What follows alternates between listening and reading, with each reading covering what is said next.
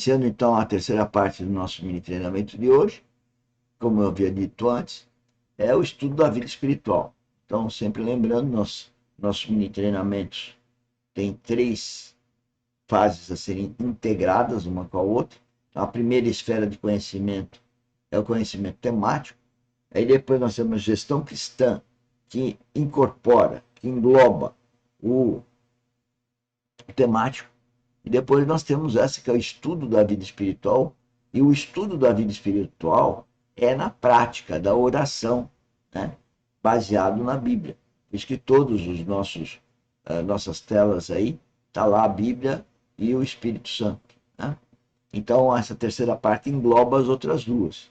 E a Bíblia mesmo fala de como orar. Né? E a Bíblia mesmo fala que nós não sabemos orar.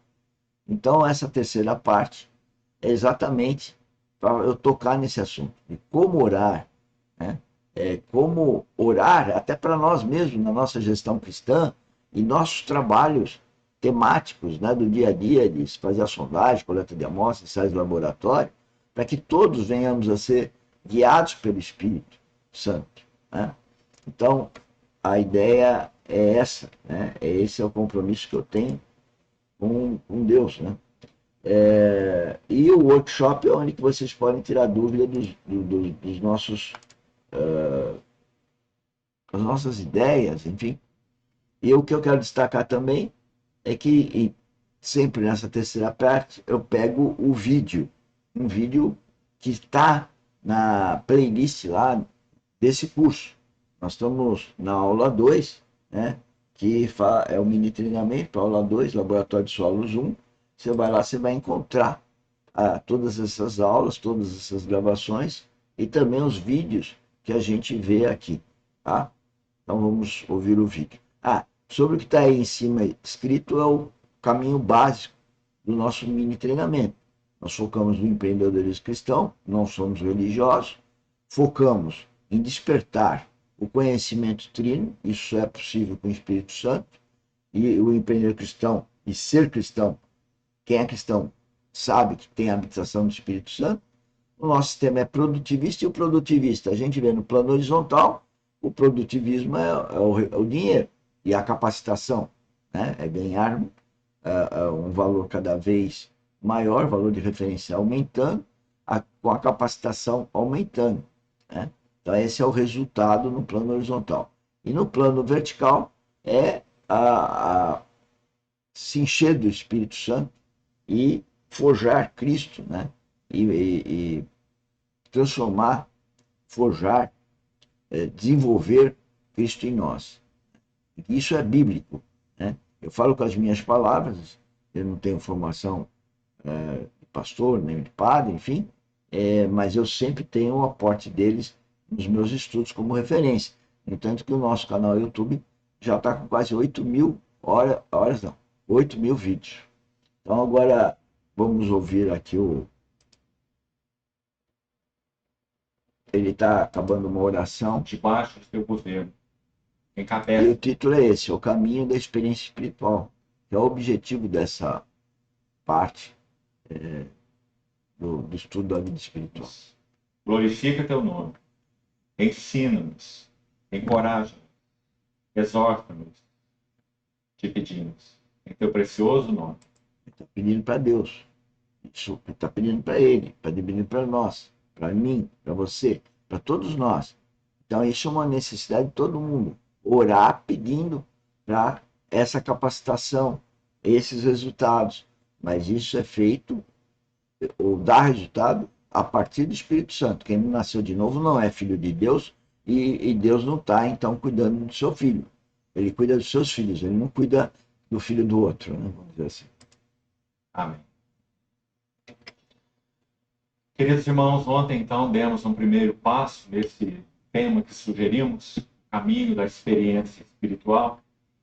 E como o próprio título sugere, esse é um imenso assunto.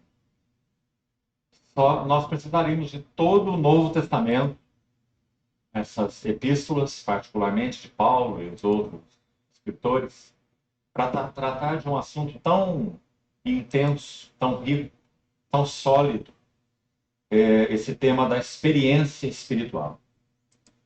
Claro que nós estamos buscando entender do Senhor, passo a passo, o caminho a seguir nesses tempos que foram designados para nós compartilhar nesses dias, já que o tema então é tão vasto.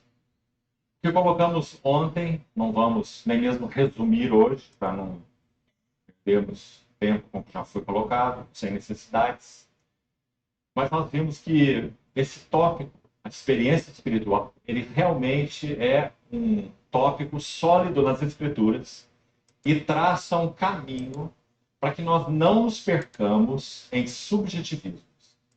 Então, basicamente, o que fizemos ontem, com a ajuda do Senhor, foi usar toda a reunião que tivemos para enunciar algumas marcas de subjetivismo. E o foco, a carga, obviamente, não era negativa. A carga era positiva. Era que pudéssemos ser ajudados a ver o aspecto positivo do tema tratado ontem. Com o que nós devemos estar atentos, como nós podemos ajustar as coisas no seu devido lugar, a fé antes da experiência, os sentimentos espirituais genuínos como consequência de uma vida de devoção e de fé, de relacionamento com o Senhor, enquanto Senhores, eu sei, porque eu estudo isso há quase 20 anos, que tem muito linguajar na Bíblia e desses preletores que a gente elegeu, os que a gente se identifica mais, né? Que é o Bornelli e o Luiz Fonte, Romeu Bornelli e Luiz Fonte. E eu sei que tem uma linguagem aí que soa ser religiosa, mas não é religiosa, é espiritual. E só com o Espírito Santo, só com o novo nascimento, que a gente tem as revelações.